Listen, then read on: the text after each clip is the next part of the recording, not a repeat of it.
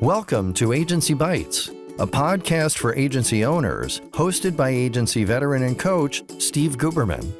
Agency Bytes is a podcast focused on delivering actionable agency information from agency experts in about 25 minutes. Why 25 minutes? Because who has the attention span for much more these days? And you can squeeze in a listen between meetings with time for a bathroom break or coffee refill before your next meeting. Welcome to Agency Bytes, a podcast for agency owners. I'm Steve Guberman from Agency Outsight, where I coach agency owners to build the agency of their dreams. Today, I'm really excited to be joined by Jenny Magic. She's a nationally recognized speaker, author, and advisor. She's also the founder of Build Better Change, which is and she's a co-author of the organizational change bestseller, Change Fatigue, Flip Teams from Burnout to Buy-in, and loves using marketing strategies she's honed over the 2 decades to motivate teams to do their best work. Jenny, first of all, I love your name, but more importantly, I really love the work that you've done and the way you've laid it out, both in a book and in a practice to have so much of an impact. So thank you for joining me. Thanks. I'm happy to be here. All right. Tell me, give us the backstory of your agency career and your path to where you are now and what's driven you to do the kind of work you're doing now. Yeah, absolutely. So I've spent the better part of my career in marketing strategy communication, so advising clients on acquiring and keeping their clients. And a lot of that work was specialized around empathy and personas and journey mapping and really getting to know the audience needs in order to, get them to go along on a journey with you, right? I realized in and around the pandemic era that a lot of the clients I was delivering these strategies to were having a much harder and harder time actually implementing them.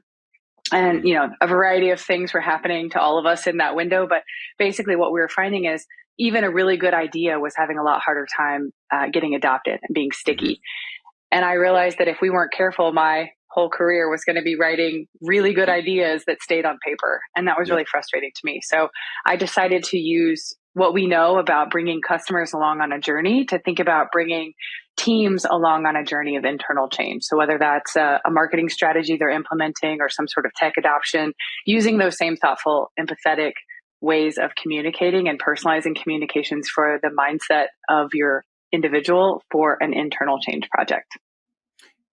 Does the research that you've done and even the experience of the past 4 or 5 years through pandemic point to why it's shifted so much, in that pandemic period? Yeah, there's some really interesting stats. Gartner, I think it was their 2023 report showed that the average employee faces up to 10 planned enterprise changes each year, up from only 2 in 2016. So I think of a planned enterprise change as, a new tech tool getting into AI is a great example of this kind of thing for a lot of folks. So the amount of change that we're asking internal teams to take on, in addition to what they think of as their job description, has skyrocketed. Not surprisingly, in that exact same period, willingness to support organizational change has plummeted by about 20%. So we're down in the mid 40% of people being willing to support whatever change comes across their plate, which is leading to, change fatigue, quiet quitting, the kinds of things that are anecdotally feel so true out in the workforce. And we have leaders who say innovation can't wait, we can't just stop because you're tired, but there isn't really a clear path forward.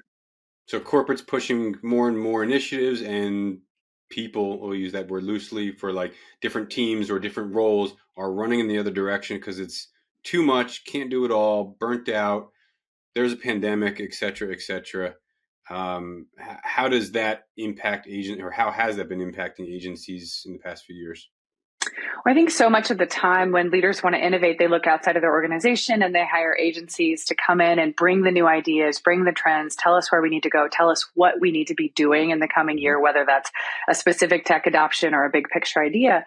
So I think a lot of times agencies are at the forefront of the what, but they're not often asked to do the how or the who, right? So the hiring client will say, don't worry about that. I'll get my team on board. Just, lay out a plan, lay out a roadmap, we'll execute it.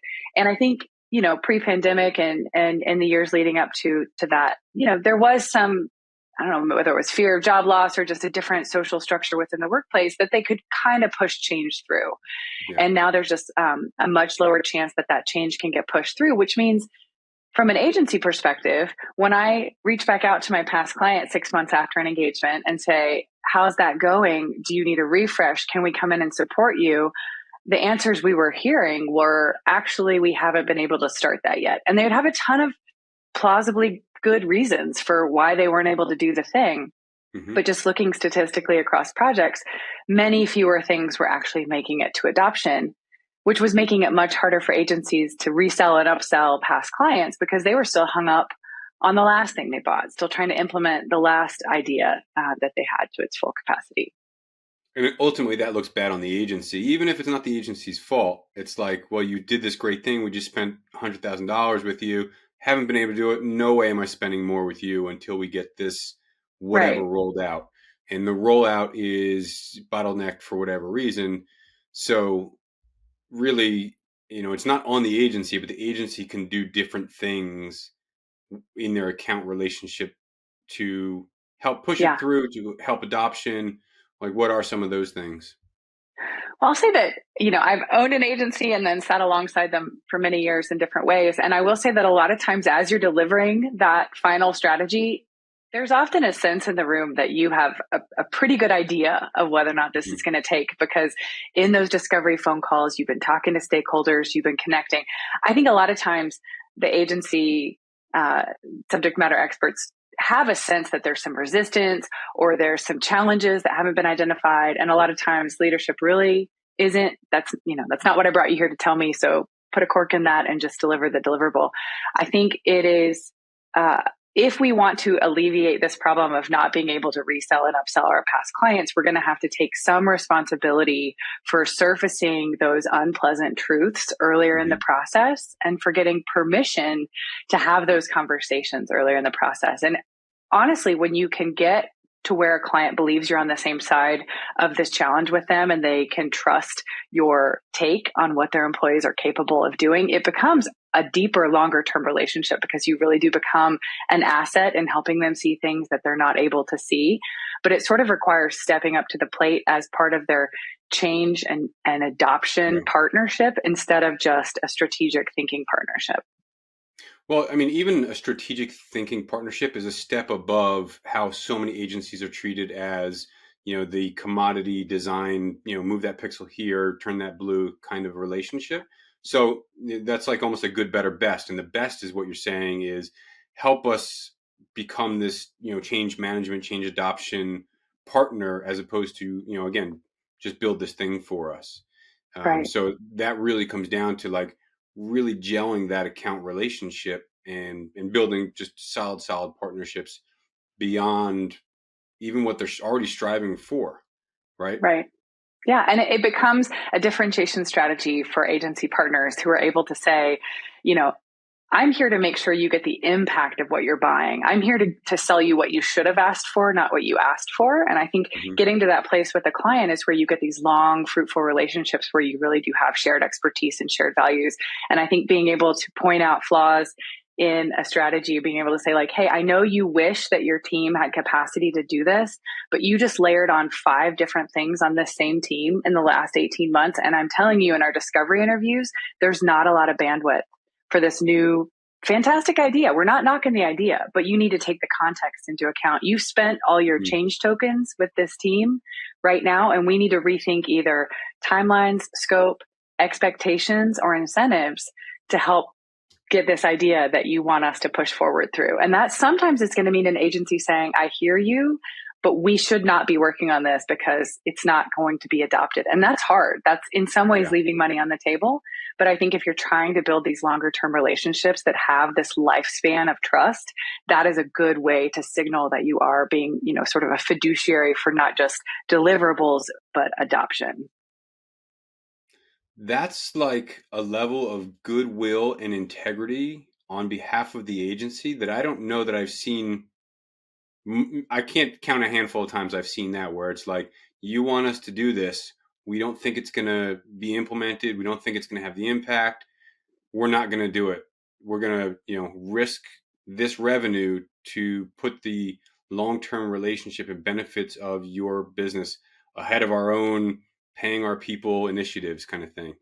And that Yeah, would be the extreme on that sure. spectrum. I think there are other ways to say, hey, you came to us asking for a really big project. And what if we broke this into three concentric or consecutive Yeah, projects instead? That seems more palatable based on where your organization is from a change readiness perspective. I yeah. think, there's a middle ground here. But yeah, I mean, when we're talking idealistically, it says, truly be your client's partner and help them make the decision that's going to make the most sense in the long term. Yeah, like being a steward of that brand, talk about to a whole other level. And again, I don't think I've ever seen an agency be like, man, we're not going to do this because we don't believe you're going to get it done. But yeah, how can we either phase it out differently or, roll it out differently or implement other partnerships that can help the execution? Yeah. Because again, what we're saying in the long run is if the flag doesn't fly, let alone if it doesn't catch wind, the agency is the one that typically gets looked bad upon. So Yeah. it's not, corporate side. It's going to fall into the agency.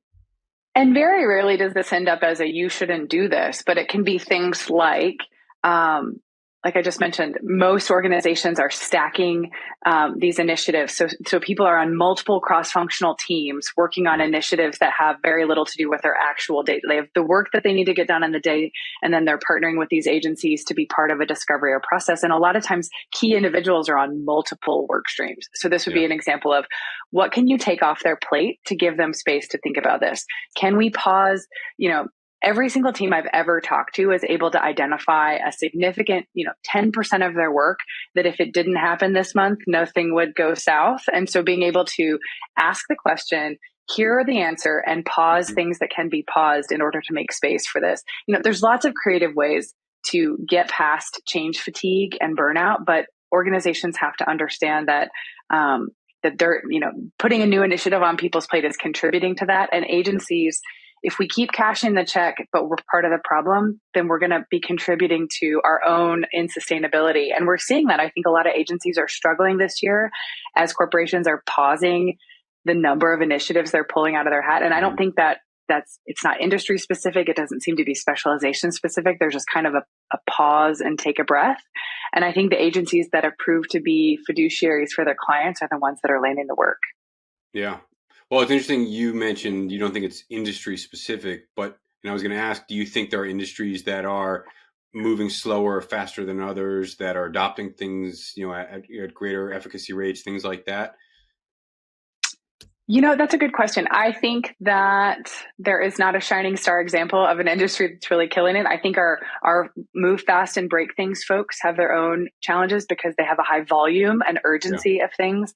I think even our industries that tend to take things much slower, government, higher ed, that kind of stuff, they have their own challenges as they basically try to leapfrog tech maturity. In a lot of Mhm. cases, I'm seeing organizations go through massive enterprise data management programs, for example, trying to play catch up from, the mainframe years to the AI years in a super compressed time. So, Yeah. I don't see anybody that's really got this figured out other than, a couple, uh, a couple spaces where empathy and employee engagement are metrics that are really valued, but those are more company than industry identifiers. Did those company identifiers, are there like any key flags there, like size of company or, um, dare I say, male led versus female led, or like any indicators that you see?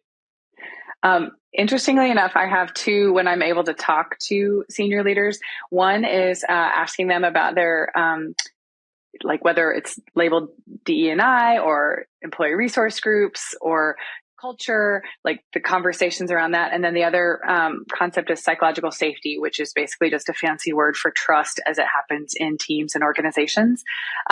It's not so much whether they're doing those perfectly, but the organizations that I want to talk to that I feel like are getting adoption right are the ones that go, ooh, we could be doing better at that. We're working on it. These are our plans. Regardless of where they are in the Mhm. maturity model, if they're trying, that's a really good sign. On Yeah. the other side of that coin, I have a lot of folks who go, oh, stop, we cut that budget ages ago. Like, we're doing money for real things. And that to me is always a real signifier that they're going to try to push things through rather than gain that employee willingness. I've talked a lot about how you can buy compliance, but you can't buy willingness. Mm-hmm. And when we're talking about knowledge work, the work that happens between our ears, it is really easy to look busy and look productive and really kind of give the signals that you're on board with something, but really slow play it or sandbag it or even derail it in quiet ways that are super hard to identify. And so leaders are struggling to figure out why so much less is getting done. And it has to do with that willingness, or what Gartner calls discretionary effort, right? Like we all can decide to give our discretionary effort to our organization, or we can decide to withhold it. Super hard to measure, which means it's super hard to reward and or punish. Interesting. And a lot of that, I think, also comes through like leadership and whether they're having those conversations, or like you said, they're just focusing on those initiatives that are going to drive more revenue and not try new things or have those difficult conversations, and whether it's like empathetic leaders or, things like that. Interesting. What are in your research and the book you've put out, like some of the tips that you have for agencies on how they can better kind of foster this adoption, or, things they can do up front to kind of prevent the lack of adoption? Yeah, I think one of the most important ones is to not take your first stakeholder at face value. So a lot of times agencies have one excited stakeholder, the CMO comes and it's like, we need to move this forward in this way. Mm-hmm. There's a validation process that I think is really important to happen to make sure the peers of that individual are just as excited about this initiative and what this initiative can do. What happens a lot of times is you've got a senior leader who is looking for a resume building project that may or may not have super long-term benefit where they're sitting, but that has resume benefit for them to have led a project like this. And so to go through and say, do we really need this? Why do we really need this? What's the benefit? Document a problem statement and get thoughtful sign off from the peers of your client partner. This is really tricky. Again, this is building relationship kind of stuff, but the best success I've seen is when you can validate at a senior level that this is going to have the buy-in and commitment when it comes time to do budget and resource. So, we get all the way through to tool building and scoping and budgeting, whatever the thing is going to actually take. Being able to go back and say, this meets the requirements we all agreed to real early in this process. Because what ends up happening a lot is one team or department has kind of said, no, I've got the budget for it. Let's just keep going. And then you circle back around and the C-suite's sort of like, what is this again? I wasn't really paying attention. I was trusting that team to run with it. And now we're going to cross that out of the budget. So I think getting that senior level buy-in is really important. From there, the other key thing that I see as being incredibly valuable is something we call in the book confidential inquiry, which is basically just, if you remember the old Get Smart show where like the cone of silence would come down and there were these confidential conversations. Having someone on the external team, the agency team, who has a great rapport building skill, being able to say early in the process, these are the people I need to talk to get my job done. Who else outside of that circle has opinions about this project? Who else might have been through a similar process before and have insights to share?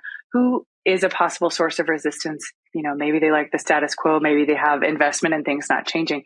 And having these, these are not long, intense conversations, but 15 to 30 minute conversations where you take that problem statement that you validated with your client stakeholder and hopefully some other senior leaders. And you say, your senior leaders have said, this is a problem. This is its urgency. These are some of the ways they're considering solving it. And this is what they're willing to invest.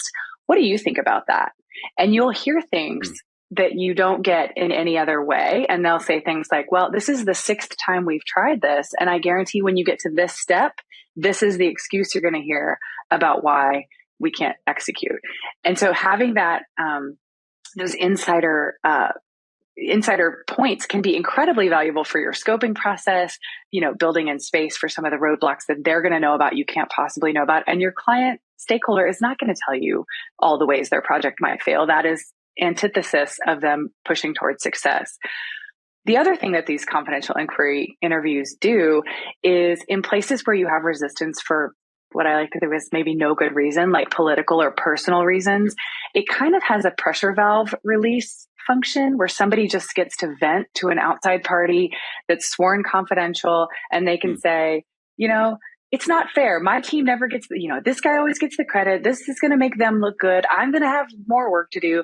And I'm like, okay, my job is to roll up themes and advocate to leadership for the best organizational situation. So keep talking, sir. I want to hear what you think, whether or not those, that level of resistance and those recommendations end up changing the final project. That particular individual feels heard and will, at least in the short term, often come around and be a support to the project. As long as we know where his, raw spots are around the project, we can often bring a resistor into, if not being a full advocate, at least being someone who isn't going to quietly sandbag the project. I love the way you kind of reframed some of those questions that might otherwise have been, I don't know, perceived as like sandbagging, almost like you said, but you're rewording them in a strategic way in order to get additional people to champion the project internally for you.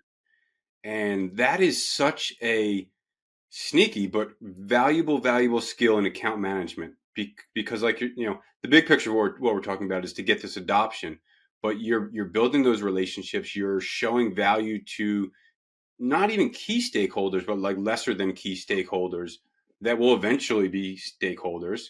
And I've also been on the agency side of that resume building project that senior leadership is like, why did we just spend this money that so-and-so wanted us, so it puts the agency in a tricky spot. And if you're doing this other stakeholder interviewing and finding pitfalls and loopholes and things that internally we don't, as external partners, know about otherwise, it just gives you that greater advantage from an account management standpoint. And also gives you the ability to help more people shine on the inside that otherwise they're just put those people in the cubicle. They don't need to be seen, Yeah. And I think the work it takes to do this will be in some ways a loss leader on this first project. Like you put more time in at the front end, but if your agency is set up in a way to build relationships and recurring business and to come back again and again, it is so valuable to your client to have someone who has sort of got these tentacles into different spots of the organization for different reasons. So as a new project comes up and they're comparing,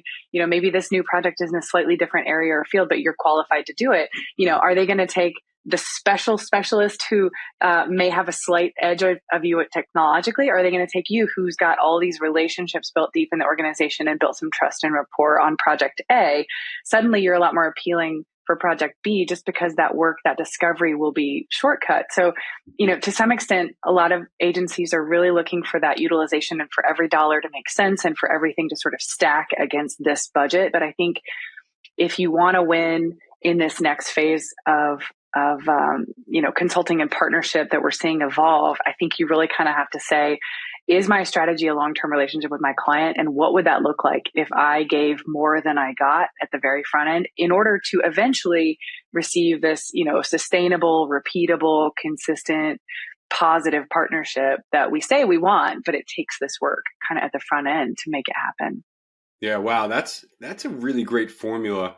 And again, I think it's something that a lot of agencies think like, all right, if we do great work, if we build great relationships, we have institutional knowledge, this will go a long way. But again, this is taking it to a whole other level of like, how do we really give you the ability and the tools to, integrate or adopt whatever it is we're going to build for you for the sake of the long-term relation. I love it. I think it's brilliant. Right. Because if you do great work and you expect to ride your reputation on great work, but the great work doesn't get implemented, you have nothing that you're riding on. Yeah. And again, it's, you're framing it in that this is kind of it's not a new thing, but it's more rampant in the past 4 or 5 years that things just are not being implemented as effectively or, strictly as they used to be. And so agencies, like you said, have to really step it up. And here's the formula. I think the survey work that you're doing, that's still going on? What is the nature Absolutely. of the Yeah. So we have a survey out in the world, the state of unworkable work. I'm defining unworkable work as projects that are either unnecessary in this moment or not achievable with the resources we're willing to commit. And I'm seeing far too many unworkable work projects make it to the green light and start to take resources before someone realizes the problem. So at unworkablework.com, we've got a survey out where you can anonymously share whether or not these experiences feel true in your enterprise or the clients that you work with, if you're agency side. Would love more responses. And of course, there'll be a report out later this year with some of those findings and hopefully some headlines and research for the next book as well. So. Unworkable work. We'll have to check it out. And then we'll have to get you back on to recap the findings of the survey, to kind of share what you found. So that's exciting. Would love that. Cool. A couple rapid fire questions before we wrap things up. So first is, what's something that you are just binging, you can't get enough of, can't wait to be done with work, whether it's a show, a book, a podcast, a hobby, whatever? Yeah, right now for me, it's cookbooks and cooking. We cooked a ton during the pandemic and then paused everything in some ways. We, after the sourdough bread, great sourdough of 2020, and just getting back into and leaning into veggie focused meals has been a fun one for us. Do you grow the veggies or are you just cooking? Oh, no, I wish I had that kind of capacity, but getting my kids to try new, interesting veggie dishes is the main focus at the moment. Good for you if you can make that happen with kids. That's awesome. What's a tool that you recently integrated into your life, digital, physical, business, personal, whatever, that you're like, how did I live before this? The thing I cannot stop talking about is a tool called Dex, DEX, and their website is getdex.com, and it's short for like a Rolodex concept.